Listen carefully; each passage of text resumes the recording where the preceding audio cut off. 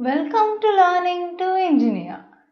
We have been talking a lot about the Opamp's behavior, the characteristics, and how it is used in the previous videos. We also saw some problems based on them. Now, I am going to ask you some questions to test your understanding. Let's get started.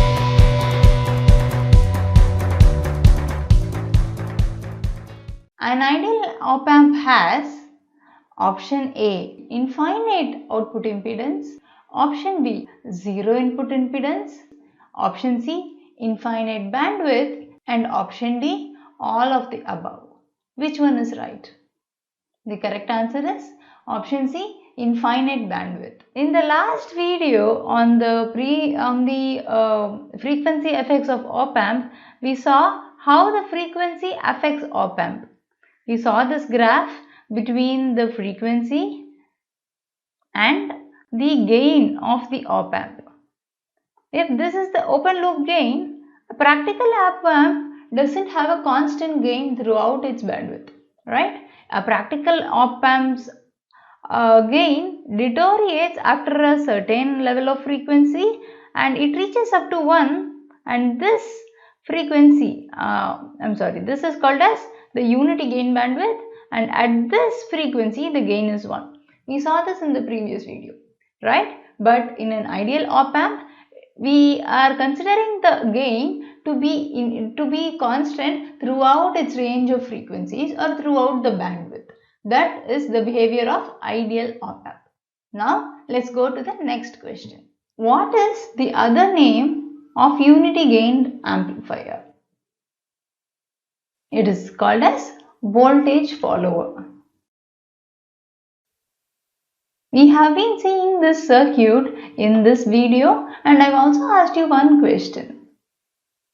If the output is going to be just the replica of the input without any improvement done to it, then why do we need the circuit in the first place? Alright? So I'm sure you too would have been curious about this, so go check out this video. Let's go to the next question.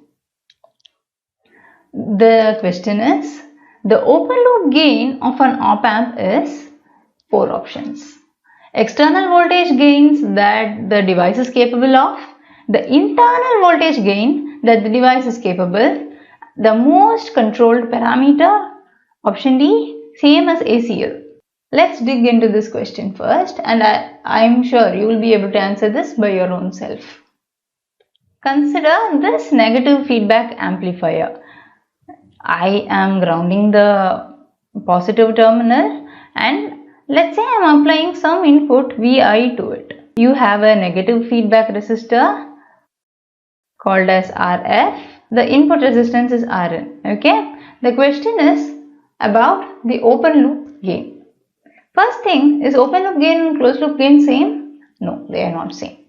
The open loop gain refers to the inherent capacity of this Opamp. Okay, what the manufacturer has in mind when he designs this Opamp. How much gain will be possible with this device, and this varies from device to device, from manufacturer to manufacturer, and there are several models in the same manufacturer too. So Opamp, the open loop gain of an Opamp varies with the manufacturer specification.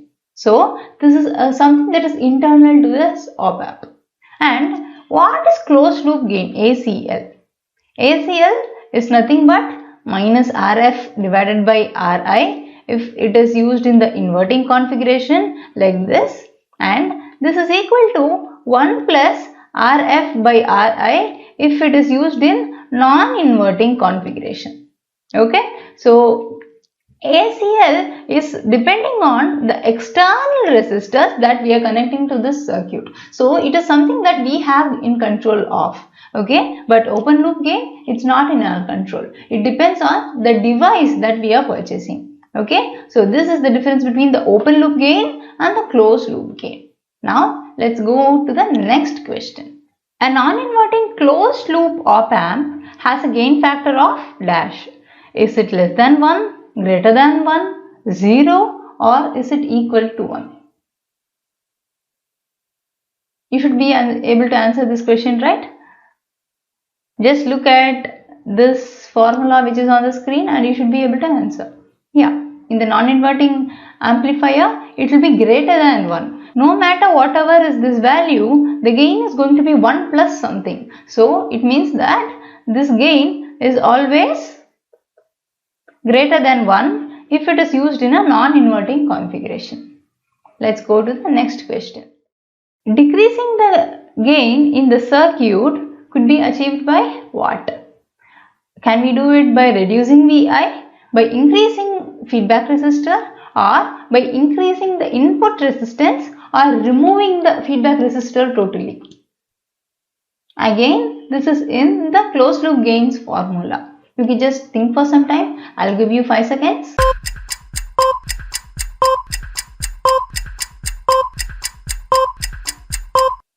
Yes, it is increasing Ri. How? Because see, it is given that it is a inverting configuration, so the gain is minus Rf by Ri, which is inversely proportional to Ri. More the value of Ri, less will be the value of gain, right? And more will be the value of Rf, more will be the gain. So if you want to increase the gain, you need to increase Rf, and if you want to decrease the gain, you need to increase Ri. Okay, because both of them are inversely related.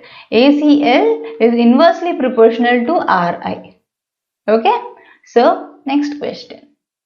In order for an output to swing above and below a zero reference, the op-amp requires a resistive feedback, or a zero offset, a wide bandwidth, or a negative and a positive supply.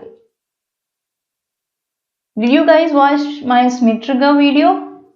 You should be able to answer this. It is a negative and a positive supply. I'm not going to explain this question now, hoping that you would have watched this video. The next question is, an astable multivibrator is also called as one-shot multivibrator, free-running multivibrator, bistable multivibrator, or monostable multivibrator. I know this is a very simple question. And the answer is free running multivibrator, because you're going to be continuously getting output which oscillates between 2 levels, and this is going to be continuous until you power it off by plugging off VCC and minus VEE. Okay, so this is a free running multivibrator. A portion of circuit that provides stabilization is a negative feedback, distortion, open loop, or positive feedback, which increases the stability and which decreases the stability. Feedback can be achieved by negative when you want the circuit to be more stable. Okay, because when you take a negative feedback, the error term is subtracted from the present input. So naturally you will be amplifying a lesser amount and lesser amount and lesser amount as the cycle continues. So you are making the operation more stable. Okay, so the portion of the circuit that provides circuit stabilization is the negative feedback part. Okay, and we do use op-amp in positive feedback too. How? In Schmidt trigger and multivibrator and in many other circuits where you need a continuous stream of pulses, you will be using positive feedback. Okay. Speaking of stability, let me ask you another question. Why are we using integrator more than a differentiator in op-amp? When you are trying to use an op-amp, we will be using it more in integrator modes than differentiator modes. Why is it so? Keep thinking, type that down in comment section, and I will see you in my next video with this answer. Thanks for watching.